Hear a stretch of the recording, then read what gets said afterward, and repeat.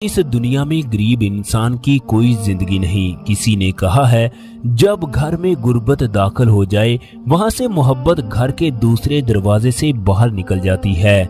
गुर्बत दोस्तों की तमीज भुला देती है। जब तक आप लोगों के पास पैसा है, मुआशरे वाले आपको सलाम करेंगे। हर गली की नुक्कड़ पर आपकी तारीफों के पुल बांधे जाएंगे, जबकि गरीब का अल्लाह के सिवा कोई नहीं होता।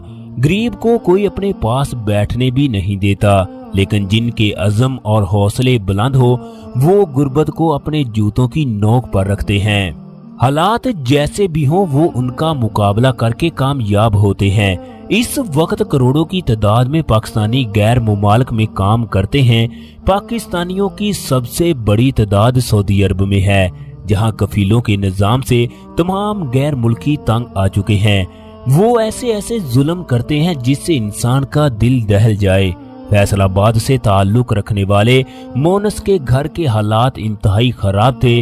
ये 5 बहनों का इकलौता भाई था। ये घर वालों का इस कदर लाडला था कि घर की कोई भी चीज ये लेने के लिए बाजार नहीं जाता। वक्त इंसान की सारी अकड़ और लाडलापन निकाल कर रख देता है। मोनस के वालिद को दिल का अटैक हुआ।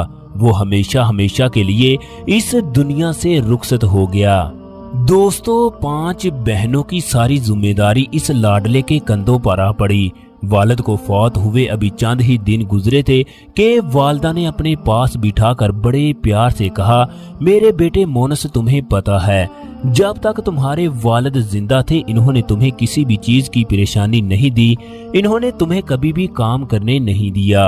अब घर की सारी जिम्मेदारी तुम पर है। तुमने ना सिर्फ घर को चलाना है बल्कि अपनी बहनों की शादियां भी करनी है। अब तुम कोई काम ढूंढो और दिल लगाकर काम करो। चनाचे मोनस एक फैक्ट्री में काम करना शुरू कर देता है। उसकी तनख्वाह 15,000 थी, जिसकी वजह से घर का गुजर बसर बड़ी मुश्किल से होता।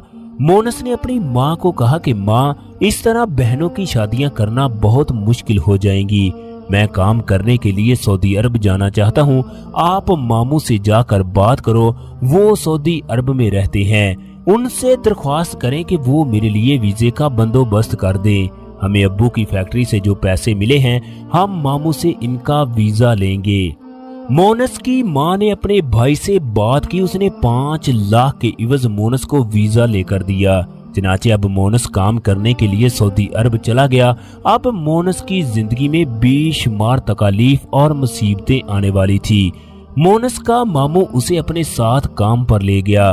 पहले ही दिन उसने तबूक उठाने का कहा।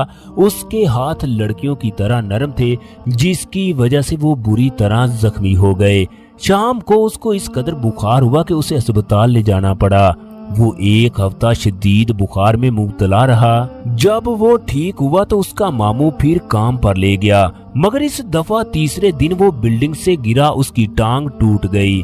मोनस का मामू बहुत परेशान हुआ कि जब से ये पाकिस्तान से आया है उस वक्त से इसका पूरा खर्च मैं उठाता हूँ। अब इसकी टांग पर चोट लगी है। डॉक्टरों ने 3 महीने आराम करने का मशवरा दिया।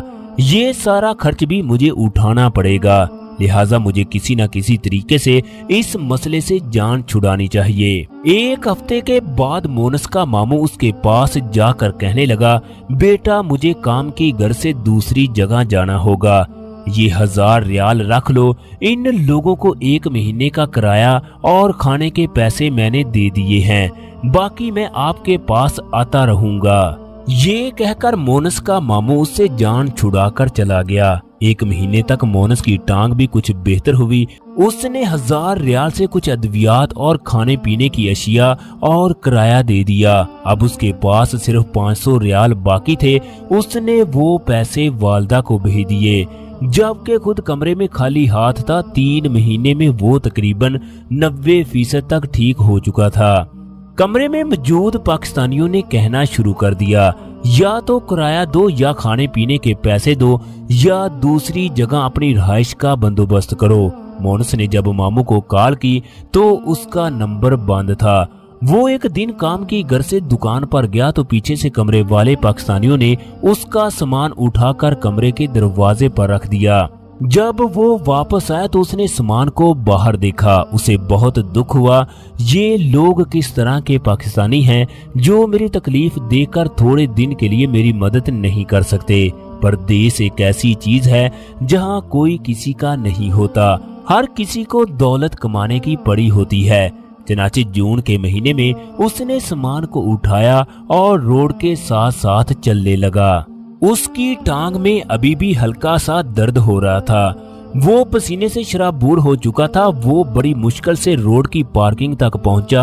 उसने सामान को रखा और कुछ देर के लिए वहां पर लेट गया। वो सोचने लगा अब वो किसके पास जाएगा, उसे सऊदी अरब में कोई भी नहीं जानता। आज उसकी जिंदगी का मुश्किल तरीन दिन था। आज उसके पास मंजिल तो थी मगर उसका कोई ठिकाना नहीं था। वो देर तक अल्लाह रब्बुल इज्जत को याद करके रोता रहा, या अल्लाह इस परदेश में मेरा तेरे सिवा कोई नहीं है, मैं नहीं जानता मैं कहाँ जाऊंगा। मेरे मुसलमान भाइयों ने मुझे कमरे से निकाल दिया, मैं सुबह से भूखा हूँ, ऐ मेरे परवरदिगार तू ही मेरी मदद फरमा। इसकी आंखों से ना थमने वाले आंसुओं का सिलसिला जारी था। उसे वहां पर बैठे बैठे असर का वक्त हो गया। इतने में एक टैक्सी उसके पास आकर रुकी। वो पेशावर का एक पठान था। उसने मोनस को अंदर बैठने का इशारा किया। मोनस उसकी टैक्सी में बैठ गया। वो पूछने लगा मेरे भाई तुम परेशान दिखाई देते हो, मैं सुबह से तुम्हें इस जगह पर देख रहा हूँ। मोनस ने सारा वाकया बयान किया कि किस तरह पाकिस्तानियों ने उसे कमरे से निकाल दिया। वो पठान उसके लिए अल्लाह रब्बुल इज्जत का फरिश्ता साबित हुआ। उसने मोनस के कंधे पर हाथ रखते हुए कहा मेरे भाई तुम परेशान ना हो, जब तक तुम्हें कोई काम नहीं मिल जाता तुम्हारा 2 वक्त का खाना और रहाइश मेरे जुम्मे है। इसके साथ ही उसने मोनस का सामान टैक्सी में रखा और अपनी रहाइश पर ले गया। तीसरे दिन मोनस एक सऊदी के डेरे पर काम करने लगा। उसका काम खजूरों के ऊपर लगी हुई खजूरों की छाल छड़ाना था। वो 3 महीने तक उसके पास काम करता रहा मगर उस सऊदी कफील ने उसे एक भी रियाल ना दिया। इतने में उसके अकामे का टाइम आया तो पठान ने उसका अकामा बनवा कर दिया। अब मोनस दूसरे सऊदी के पास गाड़ियां धोने का काम करने लगा।